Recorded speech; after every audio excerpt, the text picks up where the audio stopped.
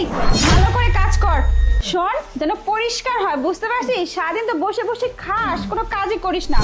একটু কাজকর্মগুলো করে আমাকে উদ্ধার কর, বুঝতে পারছিস? হাহ, তোকে দিয়ে তো কোনো কাজ হ্যাঁ, স্যার। হয়ও না। ঠিক আছে স্যার। আরে জি জি,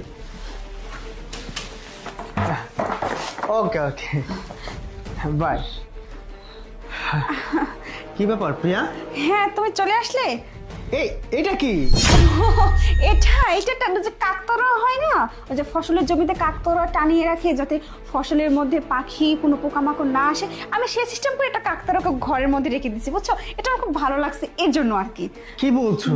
কাকতাড়ুয়া ঘরের মধ্যে? আরে ওইটা তো হচ্ছে ওই যে আবাদি ফসলের জমি আছে ওখানে রাখে, কিন্তু তুমি রুমের মধ্যে তারপরে মানে কি মানে বুঝলাম না। আসলে আমার খুব ভালো লাগছে, এর জন্য নিয়ে আসছি। আর তাছাড়া একে দিয়ে অনেক কাজও করানো যায়, জানো, মানে রোবট সিস্টেম আর কি, রোবটের মতো অনেক কাজও করতে পারে, এই জন্যই রাখছি। তুমি এসব নিয়ে কোনো মাথা ঘামিও না, তুমি এক কাজ করো, তুমি যাও গিয়ে ফ্রেশ হও, আর তাড়াতাড়ি চলে আসছো অফিস থেকে, যাও যাও তুমি ভিতরে যাও। আচ্ছা এক কাজ করো, যেহেতু তুমি টাকা দিয়ে নিয়ে আসছো, টাকা তো দিবে ওকে, তাই না? এক কাজ করি, ওনার মুখটা দেখে একটু।